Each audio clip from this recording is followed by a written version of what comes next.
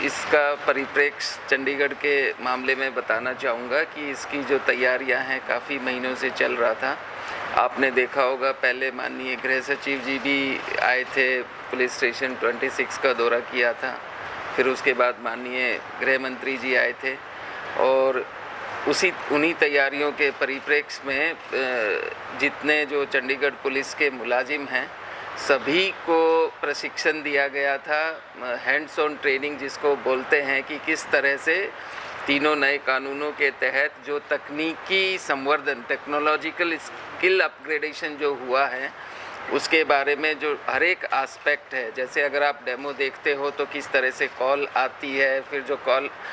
Call dispatcher है, जो महिला कर्मी है वो कॉल डिस्पैच कर रही है, फिर बताती है कि भाई और किस किस को सूचना देती है, चाहे वो एफएसएल हो, क्राइम टीम हो, पुलिस स्टेशन हो। उसके बाद आईओ मौके पर आता है, एफएसएल की टीम भी मौके पर आती है। और जो मैंने शब्द इस्तेमाल किया तकनीकी संवर्धन, माने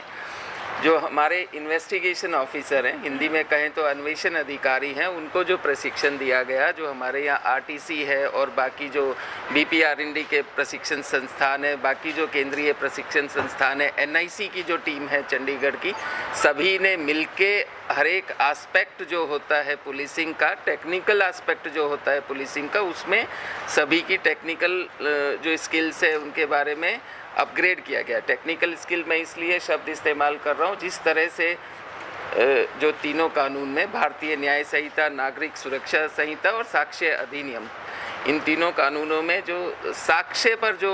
बल दिया गया है और साक्ष्य भी वैज्ञानिक पद्धति से इस्तेमाल किया जाए और तकनीकी जो टेक्निकल स्किल के साथ इस्तेमाल किया जाए और इकट्ठा किया जाए। इसका उद्देश्य ये है कि देखिए, अगर आप साक्ष्य सही ढंग से, सच्चाई से, पारदर्शिता से और वैज्ञानिक पद्धति से इकट्ठा करते हैं तो उसका जो रिजल्ट है वो हमेशा सत्य आधारित होता है, उसमें कमी की गुंजाइश कम होती है। जब जल्दी से इकट्ठा किया जाए, समय पर इकट्ठा किया जाए और उसकी प्रिजर्वेशन जो है बिल्कुल इंटैक्ट रहती है, तो जो साइंटिफिक कलेक्शन ऑफ एविडेंस है उसकी कोर्ट में स्क्रूटनी के टाइम में, ट्रायल के टाइम में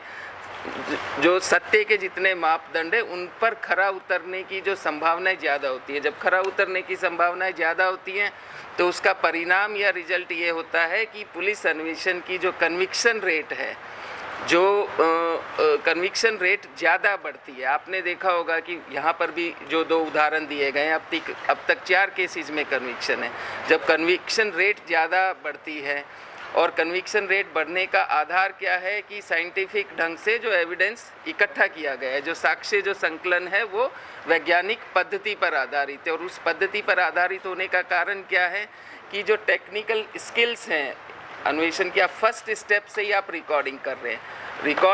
हैं तो रिकॉर्डिंग को आप टेम्पर नहीं कर सकते हो। टेम्पर इसलिए नहीं कर सकते, उसकी जो हैश वैल्यू है वो इंटैक्ट है, चाहे रिकॉर्डिंग के टाइम से लेकर और जो न्यायालय तक ट्रांसफ़र होती है, जो समय अवधि है 48 घंटे की, और वहाँ पर भी जो जाती है उसकी हैश वैल्यू और जो टेक्निकल सर्टिफिकेशन है वो सेम है। जब आप टेम्पर नहीं कर सकते अपने साक्ष्य में, 4-4 मिनट के जो रिकॉर्डिंग्स हैं तो उसमें सबूतों में कुछ चेंज नहीं हो सकता। अब जैसे मान लीजिए ऑनलाइन है, ऑनलाइन चीज़ें होती है, डॉक्यूमेंट्स भी ऑनलाइन ट्रांसफ़र होते हैं। आपने अपनी रिक्वायरमेंट, कोई इंजर्ड है, किसी का पोस्टमार्टम होना है, आपने अपनी रिक्वायरमेंट जो है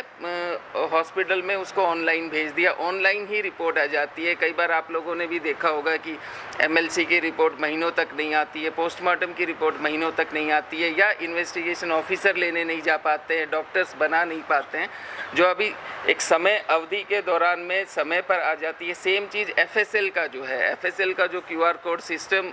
जो लागू किया गया है कि आपका एफएसएल तो फिजिकल एग्जिबिट में वहाँ पर जमा हो गया, लेकिन रिपोर्ट आने का जो सिस्टम है अन्वेषण अधिकारी के पास भी, कोर्ट में ट्रांसफ़र होने का भी, वो सारा जो है वो ऑनलाइन कर दिया गया। इसी तरह से जो चार्जशीट है, बाकी जो डॉक्यूमेंट है, उनकी जो स्क्रूटनी है, उनका जो एग्जामिनेशन है, उनका जो एनालिसिस है, इन्वेस्टिगेशन ऑफिसर को जो गाइडेंस मिलनी है लीगल असिस्टेंट और असिस्टेंट डायरेक्टर प्रोसिक्यूशन से और अटॉर्नीज से, वो सारा जो है ऑनलाइन प्रोसेस हो गया है। इस ऑनलाइन प्रोसेस से ये है कि आपको समय पर रिपोर्ट्स तो मिलती है, आपका जो आने जाने का समय है, वेट करने का समय है, कई बार कि आप चले गए 2 घंटे वेट कर रहे हैं। अब इसके साथ साथ जो जितने जो आपराधिक जो न्याय प्रणाली के जो स्तंभ है,